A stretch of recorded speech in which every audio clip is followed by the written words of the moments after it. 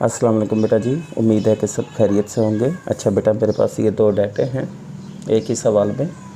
कहता है कि ये दो बैट्समैन हैं ए और बी, इनकी रोज़ की परफॉर्मेंस है या उन्होंने मुख्तलिफ इनिंग्स खेली हैं। आप इसमें से बताएं कि बेहतर कौन सा प्लेयर है। या बाज़ औक़ात इस तरह से सवाल आ जाता है कि जी हमारे पास दो फैक्ट्री हैं ए और बी, उनकी दोनों की प्रोडक्शन और प्रोडक्टिविटी का ये प्रोसेस है कि 12, 15, 6, 73 और फिर है 36। इसी तरह दूसरी की है हमारे पास 47, 12, 76, 48, 48। ये परफॉर्मेंस है। आप देखें कि इसमें से बेहतर कौन सी है, कंसिस्टेंसी कौन सी है। तो इस तरह का अगर सवाल आ जाए तो असल में वो कहना चाहता है कि दोनों की कोएफिशिएंट ऑफ वेरिएंस मालूम करके दें ताकि हमें पता चले कि इनकी परफॉर्मेंस कैसी चल रही है।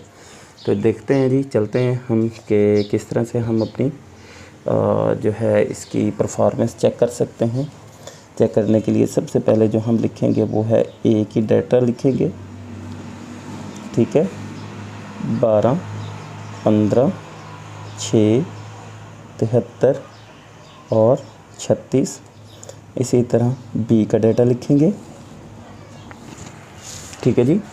बी का डाटा 47, 12, 76, 48, 48, ठीक है। ये दोनों ही एक्स है, एक्स बी और एक्स ए, ठीक है बेटा। ये हमारे पास इस तरह से डाटा आ गया। अब हम प्रॉब्लम को सॉल्व करना चाहते हैं।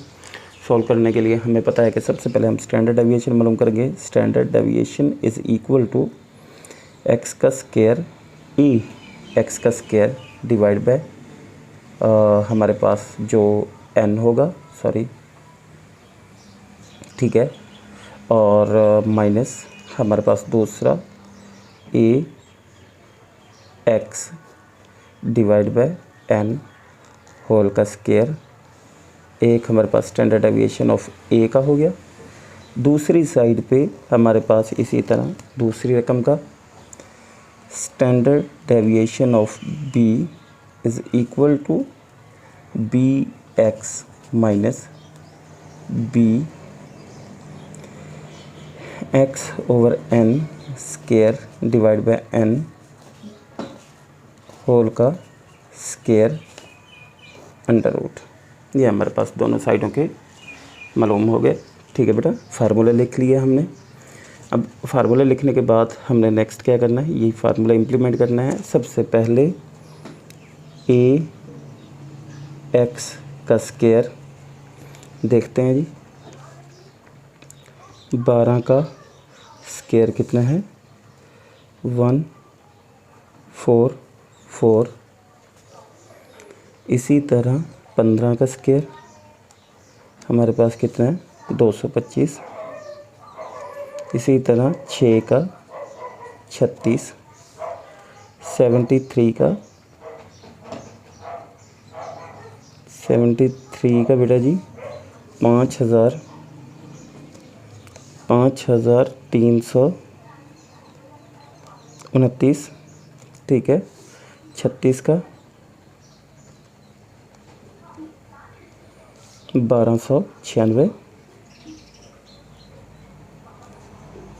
ठीक है। हमने इधर टोटल कर दिया, ठीक है। अब हम इसे मुकम्मल करते हैं, टोटल करते हैं, देखते हैं। 144 प्लस 225 प्लस 36 प्लस 5329 प्लस 1296। बेटा ये हो गया हमारे पास, इसका जो टोटल है वो होगा 730, ठीक है बेटा जी। हमारे पास एक साइड का आंसर मालूम हो गया। इसी तरह अब अगर हम ए का आंसर टोटल करना चाहें तो हमारे पास आ जाएगा 142। इसी तरह एक्स बी का हमारे पास अगर आंसर मालूम करना चाहें तो हमारे पास आ जाएगा 231। इसी तरह एक्स बी स्क्वायर का आंसर मालूम करना चाहें तो हमारे पास 47 का स्क्वायर होगा 2209। 12 का स्क्वायर 12 का स्क्वायर सॉरी 144। इसी तरह हमारा जो 76 का स्क्वायर है वो हम अगर मालूम करना चाहें तो 5 7 7 6 और इसका स्क्वायर है 2 3 0 4। इसका हमारे पास 48 का स्क्वायर 2 3 0 4। ठीक है बेटा, हमने इधर टोटल कर दिया। टोटल करने पर जो हमारे पास आंसर आया 1 2 7 3 7। ठीक है बेटा, हमने क्या किया, सबसे पहले इधर इम्प्लीमेंट करना शुरू कर दिया। ए एक्स स्क्वायर हमारे पास आंसर है बेटा जी 70 30 माइनस ए एक्स हमारे पास कितना है जी 142 डिवाइड एन कितना है बेटा जी हमारे पास। इसका जो एन होगा हम वो देखेंगे कि 5 है। रकम हमारे पास कितनी है 1 2 3 4 और 5। हमने इधर भी 5 लिख दिया, इधर भी 5 लिख दिया। इसका होल का हमने स्क्वायर लिख दिया और इधर हमने स्टैंडर्ड डेविएशन ऑफ ए लिख दिया। ठीक है बेटा, अब हमने नेक्स्ट इसका जो स्टैंडर्ड डेविएशन है वो मालूम किया। तो हमारे पास स्टैंडर्ड डेविएशन जब हमने इसका मालूम किया स्टैंडर्ड डेविएशन ऑफ ए, तो इस पूरे को हमारे पास हल करने के बाद 24.48।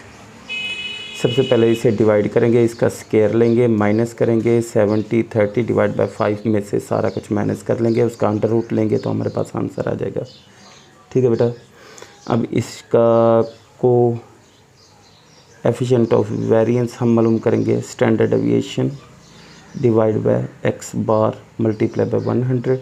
ठीक है, तो coefficient of variance is equal to standard deviation है 24.48 और स्टैंडर्ड डेविएशन का हमारे पास जो आंसर है बेटा जी और मीन का है 28.4 मल्टीप्लाई 100 इज़ इक्वल टू हमारे पास जो आंसर आएगा 86.19%। ठीक है बेटा, और दूसरी साइड अब हम हल करेंगे, उसकी कोशिश करेंगे।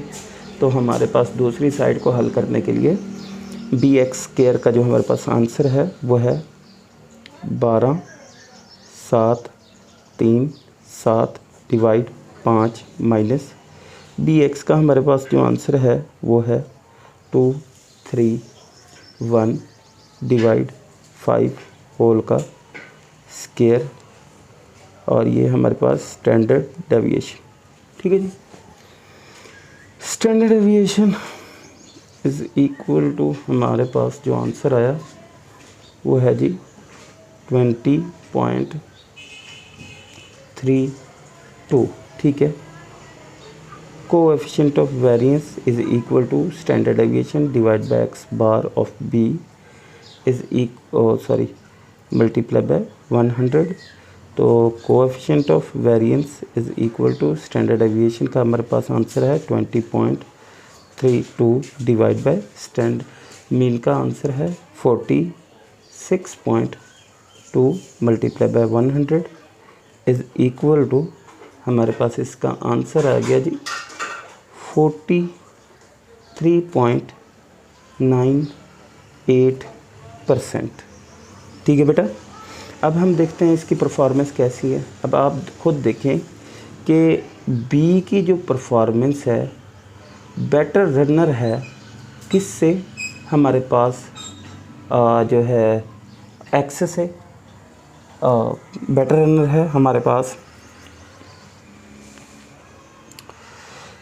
ए से। क्यों? क्योंकि हमारे पास जो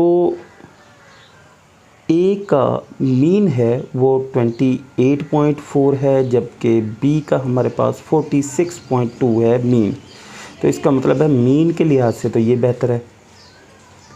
इसी तरह अब हम देखेंगे कि ए की परफॉर्मेंस 86.19% है जबकि बी की जो परफॉर्मेंस है वो 43.98% है। इसका मतलब इसकी बेहतर है।